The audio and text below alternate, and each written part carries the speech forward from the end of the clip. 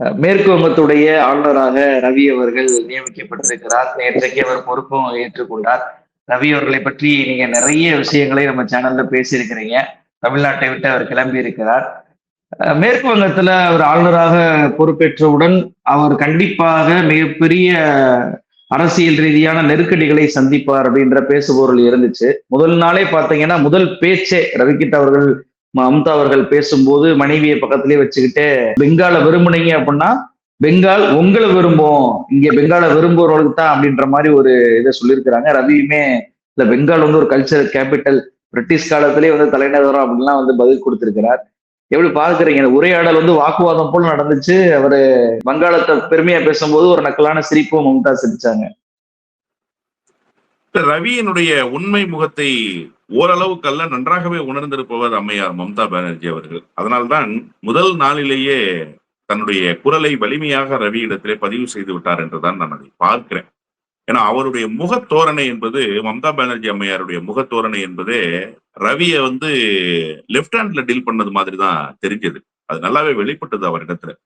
நீங்க வந்து தமிழ்நாட்டுல பண்ணது மாதிரி எல்லாம் இங்க பண்ண முடியாது. ஆக்சுவலா தமிழ்நாட்டிலேயே ரவியை வந்து அவருடைய வாழை ஒட்ட நறுக்கி தான் மேற்கு வங்கத்துக்கு நாம அனுப்பிச்சு வச்சிருக்கிறோம். அது வேறு செய்தி. ஆனா இதை விட கூடுதலான நெருக்கடியை நீங்க சந்திக்க வேண்டி வரும்ன்ற எச்சரிக்கையை மம்தா பானர்ஜி அம்மையார் விடுத்து விட்டார் என்றுதான் அதை புரிந்து கொள்ள வேண்டும். அதுக்கு என்ன காரணம் அப்படின்னு சொன்னா, ஏற்கனவே இருந்த அந்த ஆளுநர் திடீரென மிரட்டப்பட்டு ராஜினாமா செய்யப்பட்டிருக்கிறார் என்று ஒரு செய்தியை மம்தா பானர்ஜி ரொம்ப துணிச்சலோடு அந்த செய்தியை சொல்லிட்டாங்க. அதுக்கு அவங்க வச்ச காரணம் ரொம்ப முக்கியமான காரணம். என்ன சொன்னாங்கன்னா, தேர்தல் நெருங்க போகுது, பணப்பட்டுவாடாவை இவங்க வந்து ஆளுநர் மாளிகைக்குள்ள வச்சு செய்யணும்னு முடிவு பண்ணிருக்கிறாங்க. ஆளுநர் மாளிகையை பாரதிய ஜனதா கட்சியினுடைய அலுவலகமாக பயன்படுத்த போறாங்க. அதற்காகத்தான் ஆளுநரை மிரட்டி இருக்கிறாங்க அப்படிங்கிற ஒரு பரபரப்பு குற்றச்சாட்டை வச்சாங்க. இது வரைக்கும் உள்துறை அமைச்சகத்துல இருந்து அதுக்கு பதிலே சொல்லப்படல. குறைஞ்சபட்சம் பாரதிய ஜனதா கட்சியாவது அதுக்கு பதில் சொல்லணும் இல்லையா? பாரதிய ஜனதா கட்சி அதுக்கு பதில் சொல்லல. அந்த குற்றச்சாட்டு அப்படியே உயிர்ப்போடே இருக்கிறது என்பதுதான் யதார்த்தமான செய்தி. இப்போ திடீரென இந்த ஆளுநர் வந்து சேர்றாரு. அப்போ மம்தா பானர்ஜி அம்மையாருக்கு இந்த அரசியல் பின்னணி புரியாமலா இருக்க போது? கண்டிப்பாக புரியும். அதன் அடிப்படையில் தான் நேற்றைக்கு வலிமையான கண்டன குரலை முதல் நாள்லயே பதிவு செய்கிறேன். எனக்கு ரொம்ப பாவமா இருந்தது என்னன்னா, ரவியினுடைய சூழ்நிலைமை தான். ஏன்னா முதல் நாள் வந்திருக்கோம், வந்த அன்னைக்கு போய் மனைவியை அறிமுகப்படுத்துறோம். வாங்க, எங்க மாநிலத்துக்கு வந்திருக்கீங்க, வருக அப்படின்னு ஒரு வார்த்தையை சொல்லி இருந்தா ரவிக்கு கொஞ்சம் மரியாதையா போயிருந்திருக்கும். வந்த அன்னைக்கு நீ ஒழுங்கா இருந்துக்கணும், இங்க வங்கத்தை நீ நேசிச்சேன்னா வங்கம் உன்னை நேசிக்கும், இந்த வேலையெல்லாம் இங்க காட்டுற வேலை வச்சுக்க கூடாது அப்படிங்கிற அந்த துணி இருக்குல்ல, அது உண்மையிலேயே ஆளுநருக்கு ஒரு பெரிய சங்கட்டமான சூழல் தான். ஆனா ரவிக்கு அது சங்கட்டமான சூழலான்னா, தார்மீக அடிப்படையில் ரவிட்டு அப்படி பேசுனதுதான் சரி. ஏன்னா ரவி எப்போதுமே மாநிலங்களுடைய தன்மைக்கு எதிராகவே செயல்படுகிறாள். நாம ஏற்கனவே நீங்க சொன்னது மாதிரி தமிழ்நாட்டுக்கு அவர் வந்த போதே நாம பேசணும் இதே நேர்காணல்ல, ஒப்பீனியன் தமிழ்ல, நாகாலாந்துக்குள்ள அவர் என்ன செஞ்சுட்டு வந்தாரு, அங்க எப்படி விரட்டி அடிக்கப்பட்டாரு, பத்திரிகையாளர்களினுடைய சந்திப்புக்கு கூட பத்திரிகையாளர்கள் வராம போனாங்க இவருடைய நடவடிக்கையின் மோசமான காரணமால அப்படின்னு சொல்லி நாம ஏற்கனவே பேசியிருக்கிறோம் இல்லையா? இப்ப தமிழ்நாட்டுக்குள்ள நீங்க பாத்தீங்கன்னா, ஒரு ஆளுநர் வெளியேறுகிற போது முதலமைச்சர் வந்து சொல்றாரு, ஐயோ தேர்தல் நேரத்துல இப்படி போய் வெளியேற்றிட்டீங்களே, எங்களுக்கு பிரச்சார பீரங்கியாக அவர் செயல்பட்டவராச்சே அப்படின்னு சொல்ற அளவுக்கு தமிழ்நாடு மாநிலத்துக்கு, தமிழ்நாடு அரசுக்கு ஒரு நெருக்கடியை கொடுத்த ஆளுநராக அவர் வெளிப்பட்டார். அதை மம்தா பானர்ஜி அம்மையார் நன்கு உள்வாங்கி கொண்ட காரணத்தால் முதல் நாளிலேயே உன்னெல்லாம் விட்டு வைக்க முடியாதியா, நீ இந்த மாதிரி வேலையெல்லாம் செய்துட்டு இருக்க முடியாதீங்க அப்படிங்கிற கண்டனத்தை வலிமையாக பதிவு செய்துட்டாங்க அப்படின்னு தான் நான் வந்து பாக்குறேன். அதுல ரவி எப்படி அதை எடுத்துக்கிட்டாரு அப்படின்னா, ஆமாமா நீங்க சொல்றது மாதிரி மேற்கு வங்கம் வந்து ஒரு பெரிய இதுதான், பாரத்க்கு வந்து அது பிரிட்டிஷ் ஆட்சி காலத்துல தலைநகராக இருந்தது அப்படிலாம் வந்து அவர் சொல்றாரு இல்லையா? அப்ப என்ன அப்படின்னா, ரவிக்கு தெரிஞ்சிருச்சு மம்தா பானர்ஜி கிட்ட நம்ம பருப்பு வேகாது அப்படின்னு சொல்லி. ஏன்னா மம்தா பானர்ஜி சிபிஐ ஒன்றிய அரசினுடைய கைப்பாவையாக செயல்படுதுன்னு தெரிஞ்ச உடனே அமலாக்கத்துறை சிபிஐ ரெண்டு பேருமே அரெஸ்ட் பண்ணவங்க. அவங்க வேற எந்த சிஎம்மும் அதை பண்ணல. அமலாக்கத்துறையும் அரெஸ்ட் பண்ணிட்டாங்க, சிபிஐயும் அரெஸ்ட் பண்ணிட்டாங்க. அப்ப ஒன்றிய அரசினுடைய அடக்குமுறையோ அல்லது ஒடுக்குமுறையோ எந்த வழியில் வந்தாலும் அதை துணிச்சலோடு எதிர்கொள்கிற ஒரு ஆளுமை மிக்க முதலமைச்சராக மம்தா பானர்ஜி அம்மையார் வெளிப்பட்டிருக்கிறாங்க. அதுல மம்தா பானர்ஜியுடைய ஸ்டேட்மெண்ட் பல ஊடகங்கள்ல பதிவாயிருக்கு. அதை படிக்கிறப்பதான் எனக்கு ரொம்ப வியப்பாக இருந்தது. ஏதோ தமிழ்நாட்டுல வந்து ஒத்துழைப்பு கொடுக்க மாட்டேன்னு சொன்னதுனால உச்ச நீதிமன்றத்துக்கு எல்லாம் போச்சான், ரவியை பத்தி நான் கேள்விப்பட்டேன், அந்த வேலையெல்லாம் இங்க வச்சுக்க முடியாது அப்படின்றது இருக்குல்ல. அது உண்மையிலேயே ரவிக்கு ஒரு மிகப்பெரிய நெருக்கடி. காரணம் என்னன்னா, என்ன நோக்கத்துக்காக ரவி அங்க போட்டிருக்காங்கிறது தான் முக்கியம். ரவி ஒரு பெரிய இண்டிவிஜுவல். இங்க வந்தப்ப சொன்னார், ஓ அந்த பேட்சா, அவரு அவர்கிட்ட அதெல்லாம் நடக்காது அப்படி பேசினாங்கல்ல. இப்ப அந்த மாதிரி பேச்சுக்கள் கூட பேசுறதுக்கான சூழல் இருந்தாலுமே கூட அங்க என்ன சொல்லிட்டாங்கன்னா, இப்போ சட்டமன்ற தேர்தல் நெருங்க வருது, நீ எதுக்கு வந்திருக்கேன்னு தெரியும், அந்த வேலையெல்லாம் இங்க வச்சுக்க முடியாது அப்படிங்கிற குரல் தான் மம்தா பானர்ஜி இடத்துல வெளிப்பட்டிருக்கு. இனிமே ரவிக்கு ரொம்ப நெருக்கடியான காலகட்டம் தான். தமிழ்நாட்டுல இருந்த குறைந்தபட்ச சுதந்திரம் கூட அவருக்கு கிடைக்காது அப்படின்னு தான் பாக்குறேன். தமிழ்நாடு உண்மையிலேயே ஏகபோக உரிமையை அவருக்கு தந்திருந்துச்சு. ஆனா அவர் நடந்து கொண்ட விதம் தமிழ்நாடு அவரை வெறுக்க வேண்டிய கட்டாயத்துக்கு தள்ளப்பட்டது. அவருக்கு நெருக்கடி தர வேண்டிய சூழல் தமிழ்நாடு அரசுக்கு, குறிப்பாக திமுக போன்ற கட்சிகளுக்கு ஏற்பட்டது. ஜனநாயகத்தை நேசிக்கிற, மாநில சுயாட்சியை நேசிக்கிற கட்சிகளுக்கு ஏற்பட்டது. ஆனா இப்ப அங்க என்ன நிலைமைன்னா, பாரதிய ஜனதாவே இவரை புறக்கணிக்கிறாங்கிறது தான் ரொம்ப முக்கியமான செய்தி. பாரதிய ஜனதா கட்சியை இவரை வரவேற்கல. பாரதிய ஜனதா கட்சியினுடைய பிரதான தலைவர்கள்கிட்ட கருத்து கேட்கிறாங்க. அவரோட பெர்ஃபார்மன்ஸ் எங்களுக்கு தெரியாதுன்றாங்க. ஏன் தமிழ்நாட்டுல அவரோட பெர்ஃபார்மன்ஸ் அவங்க பார்த்தது இல்லையா? ரவி பத்தி கேள்விப்பட்டதே இல்லையா? கவர்னராக இருந்த ஒருவருக்கு எதிராக உச்சநீதிமன்றம் தீர்ப்பு வாசிச்சுச்சுல்ல, அத அந்த மாநிலத்தில் இருக்கக்கூடிய பாஜக நிர்வாகிகள் கேட்டதே கிடையாதா? நாடாளுமன்ற உறுப்பினர்கள் கேட்டதே கிடையாதான்னா, கண்டிப்பா கேட்டிருப்பாங்க, கண்டிப்பா தெரிஞ்சிருக்கும். ஆனா ரவியினுடைய வருகை அவர்களுக்கே மகிழ்ச்சி அளிக்கல. அதனாலதான் பதவி பிரமாணம் ஏற்கிற அன்னைக்கு யாருமே வரலையே பாரதிய ஜனதா கட்சியில இருந்து. பாரதிய ஜனதா கட்சி ம். முற்றாக புறக்கணிச்சிருச்சு. அப்போ ஒட்டுமொத்த மாநிலமும் நிராகரிக்குது. இங்க அப்படி இல்ல. இங்க பாரதிய ஜனதா கட்சி சிவப்பு கம்பள வரவேற்பு கொடுத்துச்சு ரவிக்கு. அதை மறந்துடக்கூடாது நம்ம. அதே நேரத்துல இவரை பெரிய அளவுக்கு வியந்தோதி, இவர் ஏதோ ஒரு ஸ்பாட்ரா வீரன் போல இங்க செயல்பட போறாரு அப்படின்லாம் பாரதிய ஜனதா கட்சி இங்க ஆருடம் படிச்சது. கடைசியில ஒண்ணும் இல்ல, பல்லில்லாத பாம்பாக மாறி போனார் ரவிங்கிறது தான் உண்மையான செய்தி. அப்ப அந்த விரக்தி தான் மேற்குவங்க பாஜகவுக்கு வந்துருச்சா? ஆளுநராக இருக்கக்கூடிய எல்லோருமே பாதியிலேயே வெளியே போயிடுறாங்க. தங்கர் போயிட்டாரு, போஸ் போயிட்டாரு, ரவி வந்தா மட்டும் என்ன நடக்க போகுது? மம்தா பானர்ஜிய ஒன்றிய பாஜக அரசு ஒண்ணுமே பண்ண மாட்டேங்குது, ஆளுநரை வச்சு ஒண்ணும் பண்ண முடியலன்ற ஒரு விரக்தி மனநிலைக்கு மேற்குவங்க பாஜக வந்துட்டாங்களா? இல்ல, நிச்சயமாக ஒரு விரக்தி மனநிலை இருக்கத்தானே செய்யும். அது மேற்கு வங்க பாஜக இடத்துல வெளிப்பட்டுருச்சு அப்படிங்கிறது தான் யதார்த்தமான உண்மையா இருந்தாலுமே கூட, ரவியை ஏன் அவங்க வரவேற்கல? இப்போ ரவி இங்க ஒரு பெரிய டஃப் கொடுத்த ஆளுநருங்கிற பேரை பெற்றிருக்கிறாருல்ல பாஜக தரப்புல. நமக்கு அவர் காமெடி பீஸா தெரிஞ்சாரு, நமக்கு அவர் ஜோக்கரா தெரிஞ்சாரு, நமக்கு அவர் ஒரு ட்ரோல் மெட்டீரியலா தெரிஞ்சாரு. அது வேற. அது நாம கொண்டிருக்கிற கொள்கை, நம்ம மாநிலத்தினுடைய தன்மை. ஆனா வலதுசாரி இயக்கத்தில் இருக்கக்கூடிய RSS வழி வந்திருக்கக்கூடிய ரவியை RSS பிரிவாக இருக்கிற பாரதிய ஜனதா கட்சி பெரிய அளவுல பூஸ்ட் பண்ணணும்ல. ஒரு நெருக்கடிய மம்தா பானர்ஜிக்கு கொடுத்துறதுக்காகவாவது இவரை ஒரு பெரிய பில்டப் கொடுத்து தூக்கி நிறுத்தணும்ல. அதை கூட அவங்க தூக்கி நிறுத்தலையே. சிம்பிளா சொல்றாங்களே, அவரோட பெர்ஃபார்மன்ஸ் எங்களுக்கு தெரியாது, அந்த பெர்ஃபார்மன்ஸ் தெரிஞ்சா தானே நாங்க பாராட்ட முடியும், இல்லைன்னா எப்படி பாராட்ட முடியும் அப்படின்னு சொல்லி கேட்கறாங்கல்ல. அப்ப அது என்ன அப்படின்னு கேட்டீங்கன்னா, நிச்சயமாக விரக்தியின் வெளிப்பாடுதான். அதே நேரத்துல ஏன் ரவி மேல இவங்களுக்கு இவ்வளவு அதிருப்தி? இப்ப வேற யாரோ ஒரு XYZ ஆளுநர் வரலாம் இல்லையா? ரவி வராம இன்னொரு ஆளுநர் வந்திருக்கலாம். ரவி மேல ஏன் அதிருப்தின்னா, ரொம்ப குறிப்பா தமிழ்நாட்டுல குட்டு வாங்கிட்டு வந்துட்டான் இந்த ஆளு. இந்த ஆள் என்னமோ பெரிய வீரன் நினைச்சு இந்த ஆளை தூக்கிட்டு இங்க போட்டுருக்காங்க. நீங்க சொன்ன மாதிரி பெரிய பட்டியலே இருக்கு பாதியில ஓடி போனவங்க. இந்த ஆளும் பாதியில ஓடி போவான், இவன் ஏதோ வீரன் நினைச்சுக்கிட்டு உள்துறை அமைச்சகம் கொண்டு இவனை போட்டிருக்கே அப்படிங்கிற அந்த மனநிலை கூட இருக்கலாம். நான் ஒருமையில சொல்றதாக கருத வேணாம். அந்த எண்ண ஓட்டத்தை வெளிப்படுத்துறதுக்காக நான் சொன்னேன். மாண்புமிகு ஆளுநர் அவர்களுடைய பணி சிறக்க நம்ம வாழ்த்துவோம், அது வேற செய்தி. ஆனா பாரதிய ஜனதா கட்சியிடமே ரவி அவர்களுக்கு ஒரு பெரிய எதிர்ப்பும், ரவியின் மீது ஒரு நன்மதிப்பும் இல்லாமல் போய்விட்டது அப்படிங்கிறது தான் நாம இந்த பாரதிய ஜனதா கட்சியினுடைய புறக்கணிப்பிலிருந்து பார்க்க முடியும். சார், நீங்க பொதுவாக எந்த மாநிலத்துக்கு ஆளுநர் வந்தாலும் அந்த மாநிலத்தினுடைய பிரதான கட்சிகள் வரவேற்கிறது ஒரு மரபு தானே. நீங்க பாரதிய ஜனதா கட்சி ஒரு பிரதான எதிர்கட்சி இல்லையா மேற்கு வங்கத்துல? மார்க்சிஸ்ட் கம்யூனிஸ்ட், பாரதிய ஜனதா கட்சி, திரிணாமுல் காங்கிரஸ், இந்த 3 கட்சி தானே சாருங்க. இதுதானே பேர் சொல்லத்தக்க கட்சிகள். அப்ப இந்த கட்சி சார்புல குறைஞ்சபட்சம் ஒரு புதிய ஆளுநர், நீங்க ரவின்றதையே விட்டுருங்க, ரவி இங்க நெருக்கடிக்கு ஆளானார்ன்றதையே விட்டுருங்க, அவர் மம்தா பானர்ஜிக்கு டஃப் கொடுப்பாரா கொடுக்க மாட்டார்ன்றதையே விட்டுருங்க, ஒரு மரபு சார்ந்து ஒரு ஆளுநரை வரவேற்க வேண்டுமா இல்லையா? அந்த வரவேற்பை கூட பாஜக தர மறுத்திருக்கிறதுன்னு சொன்னா, ரவிக்கு இப்ப 2 பக்கமும் அடி, இந்த மத்தளத்துக்கு 2 பக்கம் அடி கிடைக்குதுப்பாங்கல்ல, அந்த மாதிரியான சூழலை தான் ரவி சந்திக்கிறார்.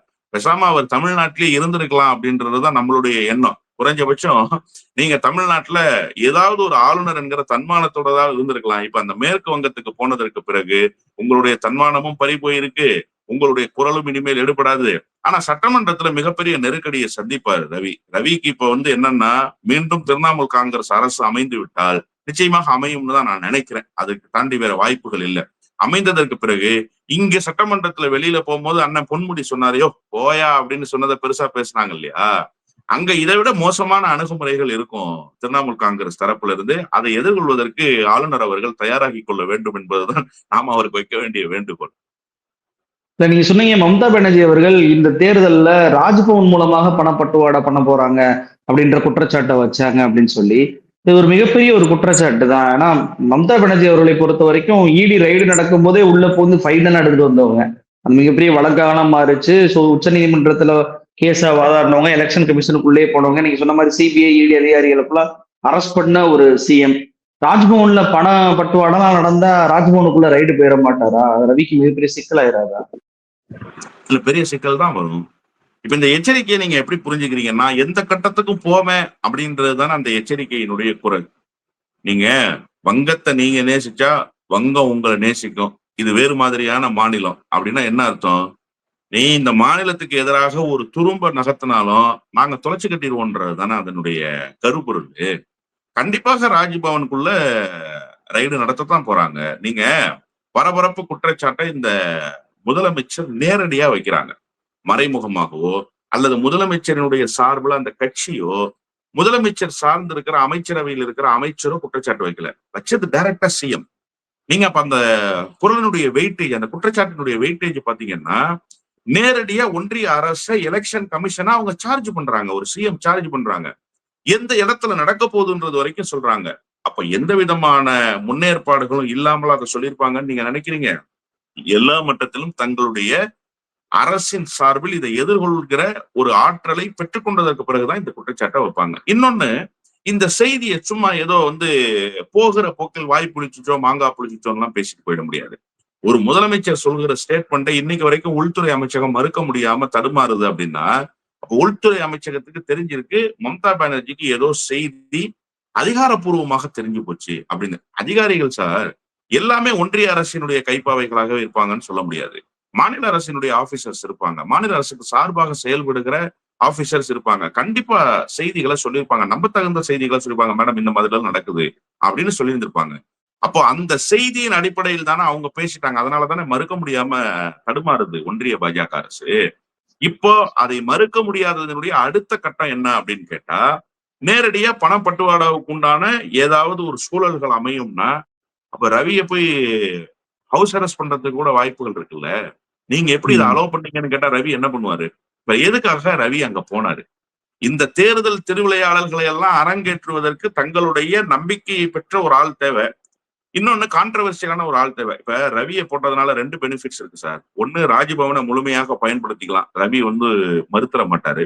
2வது, கான்ட்ரவர்சியலா ஏதாவது ஒரு ஸ்டேட்மெண்ட்டை கொடுத்து அங்க இருக்கிற சினாரியோவை மாத்திடுவாரு. பணப்பட்டுவாடாவே நடக்குது அப்படின்னா அந்த நேரத்துல மேற்கு வங்கம் குறித்து ஒரு தவறான செய்தியை பேசுவார்.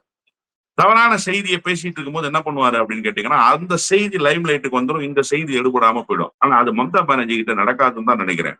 இந்த செய்தியை அப்படியே உயிர்ப்போடு வச்சுக்கிறதுக்காக நேரடியா நீங்க ஆளுநர் மாளிகைக்கு போயிடுங்கன்னு சொல்லி காவல்துறை உத்தரவு போட்டாங்க அப்படின்னு சொன்னா கண்டிப்பாக காவல்துறை ஆளுநர் மாளிகைக்குள் சென்று விடும். இன்னும் அம்பலப்பட்டு போயிடுவார். அதனாலதான் நான் சொன்னேன் ரவிக்கு மிகப்பெரிய நெருக்கடிகள் எல்லாம் காத்து இருக்கு அப்படின்னு சொல்லி. தமிழ்நாட்டுல அன்னூரா இருக்கும் போது அடிக்கடி டெல்லிக்கு போவார். சுற்றுப்பயணங்கள் உள்ள மாவட்டங்களுக்குள்ள அடிக்கடி போவாரு. மேற்கு வங்கத்துல அவருடைய பயணங்கள் எப்படி இருக்கும்? ஏன்னா தமிழ்நாட்டுல பொறுத்த வரைக்கும் ஆளுநர் பில் மீது நம்ம கை வச்சதே கிடையாது. ஆனா மேற்கு வங்கத்துல அடிக்கடி இவர் டெல்லிக்கு போறார், உள்துறை அமைச்சரை போய் சந்திக்கிறார். அப்படின்றப்போ அது ஏற்கனவே மம்தா பானர்ஜிக்கும் ஒன்றிய பாஜக அரசுக்கும் மிகப்பெரிய பொலிட்டிக்கல் கிளாஸ் இருக்கும்போது இவர் அடிக்கடி போகக்கூடிய அந்த விஷயங்கள் என்பது ஆளுநருக்கு எதிராக மாறி ஆளுநர்கள் வில் மீது கை வைக்கக்கூடிய ஒரு சூழல் ஏற்பட்டுறாங்க. அதாவது நீங்க இதை எப்படி புரிஞ்சுக்கணும்னா, மம்தா பானர்ஜி கொடுக்குற பில் மேல நீங்க கை வச்சா உங்க பில் மேல மம்தா பானர்ஜி கை வைக்க மாட்டாங்க. காரணம் என்ன அப்படின்னா, ஃபைல்ல நீங்க கையெழுத்து போடணும். அதான் பில் மேல நீங்க கை வைக்கிறது. அவங்க உங்க பில் மேல கை வச்சுட்டாங்கன்னா, இன்னொன்னு சார், நான் ஒரு விஷயத்த நம்ம யதார்த்தமா பேசுவோம். பிடிஆர் பினான்ஸ் மினிஸ்டரா இருக்கும்போது அதிரடி காட்டினார் இல்லையா? நாம ஒப்பீனியன் தமிழ்ல அது சம்பந்தமா 4-5 நேர்காணலே பேசிட்டோம்னு தான் நான் நினைக்கிறேன். அப்போ அவர் சொன்ன ஒரு முக்கியமான செய்தி, பிடிஆர் சொன்ன ஒரு முக்கியமான செய்தி இந்த நேரத்துல நீங்க கேட்டோன்னே எனக்கு நினைவுக்கு வருது. ஏன் இந்த செலவினங்களை குறைக்க கூடாதுன்னு கேட்டார். ஆளுநருக்கு பெனிஃபிட்ஸ் கொடுங்க சார், மாநில அரசினுடைய பணத்துல தப்பு கிடையாது, கொடுக்க வேண்டியதுதான். அந்த கௌரவத்துக்கு நீங்கள் செலவிட வேண்டியதுதான், அதுல ஒன்றும் மாறுபட்ட கருத்து இல்ல. இவ்வளவு வசதிகள் செஞ்சு கொடுக்குறீங்களே, ஊட்டியில பங்களா, அதை வெள்ளை அடிக்கிறீங்க, ஊட்டியில பர்னிச்சர் மாத்துறீங்க, காலையில சன்ரைஸ் பாக்குறதுக்கு அவர் அந்த பீச் ஓரத்துல இருக்கிற பங்களாவுக்கு போறாரு, அதை வெள்ளை அடிக்கணும், அதை பர்னிச்சர் மாத்தணும். எவ்வளவு நேரம் சார் அந்த சன்ரைஸை பாப்பாரு அப்படின்னா, காலையில மினிமம் ஒரு ஹாஃப் அன் அவர் தான் பார்க்க முடியாது, அதுக்கு மேல பார்க்க முடியாது. அதுக்கு ஒரு பங்களாவா? ஏன் அது போய் பீச்ல ரோட்ல நின்று அவர் பார்க்க மாட்டாரா? இப்படி எல்லாம் பிடிஆர் அடுக்கடுக்கான கேள்விகளை எழுப்பி ஒரு நெருக்கடியை கொடுத்துட்டு, டீ பார்ட்டிக்கு எவ்வளவு செலவு பண்றீங்கிற பில்ல எடுத்து போட்டாரு. ஏமா இருக்கா உங்களுக்கு? ஆளுநர் மாளிகையில சில நிதி மோசடிகளும் நடந்திருப்பதாகவும் குற்றச்சாட்டு வச்சாரு. ஆமா. அப்ப பிடிஆர் சொன்ன ஒரு முக்கியமான செய்தி என்னன்னா, இந்தியாவில் இருக்கக்கூடிய மாநிலங்களிலேயே மிக அதிகமாக ஆளுநருக்கு செலவு செய்யக்கூடிய மாநிலமாக தமிழ்நாடு இருக்குன்னு சொன்னார். இப்ப நான் இந்த விஷயத்தை மட்டும் பர்டிகுலரா எடுத்துக்கிறேன். நீங்க கேட்டீங்க இல்லையா, பில் மீது கை வச்சிட மாட்டாங்களான்னு சொல்லி. ஏற்கனவே அங்க பெரிய பில் எல்லாம் நீங்க போட முடியாத நிலைமையில தான் மேற்கு வங்கத்துல இருக்கீங்க. மேற்கு வங்கம் ஒன்றும் தமிழ்நாடு கிடையாது. நீங்க இங்க 10 லட்சம் ரூபாய் கிளைம் பண்ணீங்கன்னா அங்க 3 லட்சம் ரூபாய் தான் கிளைம் பண்ண முடியும். ஆல்ரெடி உங்களுக்கு அங்க இருக்கிற பெனிஃபிட்ஸே ரொம்ப குறைவு. அப்ப நீங்க அந்த பெனிஃபிட்ஸையும் குறைச்சிட்டீங்கன்னா வருஷத்துக்கு ஒரு தடவை தான் டெல்லி போக முடியும் ரவி. இல்லன்னா சொந்த காசுல தான் ரவி டெல்லிக்கு போகணுங்கிற சூழல் உருவாகிறது. ஏன்னா அங்க இருக்கிற பட்ஜெட் ரொம்ப கம்மியான பட்ஜெட். அங்க ஒதுக்கக்கூடிய ஆளுநருக்கான அந்த பெனிஃபிட்ஸ்ன்றது ரொம்ப கம்மியான பெனிஃபிட்ஸ், ஃபெசிலிட்டிஸ் ரொம்ப கம்மி. எனக்கு தெரிய பெரிய அளவுல ஆளுநர் மாளிகைக்கு உண்டான செலவுகளே இது வரைக்கும் மேற்கு வங்கத்துல பெருசா ஆனதில்லை அப்படின்னு தான் நினைக்கிறேன். அப்படிப்பட்ட ஒரு சூழல்ல நிச்சயமாக இவருடைய இந்த பஞ்சப்படி பயணப்படின்னு சொல்றாங்கல்ல, அதுக்கெல்லாம் ஆல்ரெடி ஒரு நெருக்கடி வந்துருச்சு. மம்தா பானர்ஜி அம்மையார் கை வைக்காமலேயே அந்த மாநிலத்துக்குள்ள போன போதே சார், அவருக்கு இங்க ஏகபோக வாழ்க்கை சார். நாகாலாந்துலயே அப்படி வாழ்க்கை இல்லை அவருக்கு. நாகாலாந்துக்குள்ளேயே இந்த மாதிரியான நெருக்கடியான சூழல் தான். அதுவும் ரொம்ப சின்ன மாநிலம், ஃபெசிலிட்டிஸ் ரொம்ப ரொம்ப குறைவு, எந்த விதமான பாடபங்களும் கிடையாது அந்த மாநிலத்துல, பந்தா பண்ணிக்க முடியாது. ஆனா இங்க அப்படி கிடையாது இல்ல. உங்களுக்கு ஆளுநருக்கு கொடுத்திருந்த அந்த வசதிகள் வாய்ப்புகள்ங்கிறது ஒரு குடியரசுத் தலைவர் மாளிகைக்கு கொடுக்கக்கூடிய வசதி வாய்ப்புகளை தமிழ்நாடு கொடுத்து வைத்திருந்தது. இதுவே அங்க கிடைக்காதுன்றப்போ, ஒருவேளை இங்க பண்ணது மாதிரியான ஏடாகுடமான வேலைகளை அங்க போய் செஞ்சா மம்தா பானர்ஜி அம்மையார் பவரை கட் பண்ணிடுவாங்க. ஆளுநர் மாளிகைக்கு ரொம்ப எளிதா பண்ணிடுவாங்க. அந்த மாநிலத்துல நிறைய அந்த மாதிரி பண்ணிருக்காங்க. பவர் கட் பண்ணா அப்புறம் மெழுகுத்திரியை கொளுத்திட்டு தான் உட்கார்ந்து இருக்க வேண்டிய நிலைமை ரவி அவர்களுக்கு வந்துரும்னு தான் நான் பாக்குறேன். நீங்க சொன்னதை போல மம்தா அவர்கள் பேசும்போது பெங்கால் விரும்பினால் பெங்கால் உங்களை விரும்பும் அப்படின்ற ஸ்டேட்மெண்ட்டுக்கு பின்னாடி நீங்க பெங்காலை மதிச்சீங்கன்னா உங்களுக்கு ஆளுநர் மாளிகையுடைய பில்லும் சரியா வரும் அப்படின்றதையும் நம்மளால புரிஞ்சுக்கிற முடியுது. முர்மு அவர்களே வரவேற்க போகாம மக்கள் போராட்டம் தான் எனக்கு முக்கியம், அதுவும் எனக்கு முக்கியம் அப்படின்னு சொன்னவர் தான் ஆளுநர்லாம் ஏமாத்துறோம் அப்படின்றது புரிஞ்சுக்க முடியுது. இறுதியா ஒரே ஒரு கேள்வி என்ன பண்ணா, மேற்கு வங்கத்துல சட்டமன்ற தேர்தலை தாமதப்படுத்தி குடியரசுத் தலைவர் ஆட்சியை கொண்டு வரலாம் என்பது பாஜகவுடைய திட்டமாக இருக்கிறது. அதனாலதான் ஒரு ஐபி பின்னணி உடைய ஒரு உளவுத்துறை பின்னணி உடைய ஒரு நபரை போடணும்ன்றதுக்காக தான் ரவி மேற்கு வங்கத்திற்கு மாற்றப்பட்டிருக்கிறார். ரவி மேற்கு வங்கத்துடைய இன்சார்ஜாகவே மாறப்போகிறார். ஏன்னா பிரசிடென்ட் ரூல் வந்தா கவர்னர் கிட்ட தான் எல்லாமே வரப்போகுது அப்படின்ற மாதிரி, அதுக்காக தான் ரவியை மாத்தினாங்கன்ற ஒரு பார்வை என்பது வைக்கப்படுது. எப்படி பார்க்குது? அதாவது மேற்கு வங்கம் போன்ற மாநிலத்தினுடைய தன்மை தெரியாமல் இதை பற்றிய சிந்தனைகளுக்குள் பாஜக போய்விட்டதோ என்கிற ஒரு ஐயப்பாடுதான் ஏற்படுது. காரணம் என்ன அப்படின்னு கேட்டீங்கன்னா, மேற்கு வங்கத்துல பல மாவட்டங்களுக்குள்ள நீங்க நேரடியாக போய் தேர்தல் பிரச்சாரத்தையே செய்ய முடியாத அளவுக்கு அந்த மாநிலத்தினுடைய தன்மை என்பது இருக்கு. நீங்க தமிழ்நாடு மாதிரியான வளர்ச்சி மாநிலம், பக்குவப்பட்ட மாநிலம், பகுத்தறிவு மாநிலம்ங்கிற எந்த விதமான அனுகூலங்களும் அந்த மாநிலத்துக்கு கிடையாது. அது ஒரு பின்தங்கிய மாநிலம். இன்னொன்னு கேட்டீங்கன்னா, படிப்பறிவு மிக மிக குறைவு. சொல்ல போனா மேற்குவங்க மாநிலத்தை சேர்ந்த வங்க மொழி பேசுகிறவர் நம்ம அந்த மொழியை பேசுகிறவர்களை குறைத்து மதிப்பிடுறது இல்லை. அவர்களுடைய பக்குவமின்மைய பல நேரங்கள்ல எள்ளி நகையாடக்கூடிய பங்காளி மாதிரி பண்ற அப்படிங்கிற அந்த ஒரு டோனை நம்ம எப்பவுமே கேட்டிருப்போம். ஒரு பக்குவமற்ற மக்கள் நிறைந்திருக்கிற மாநிலமாக அந்த மாநிலம் இருக்கு. இப்ப இந்த மாநிலத்துக்குள்ள போய் நீங்க ஆளுநரை வச்சு இம்ப்ளிமெண்ட் பண்ணிட்டீங்கன்னா அந்த மாநிலத்தினுடைய சட்ட ஒழுங்கை யாரு காப்பாத்துறது?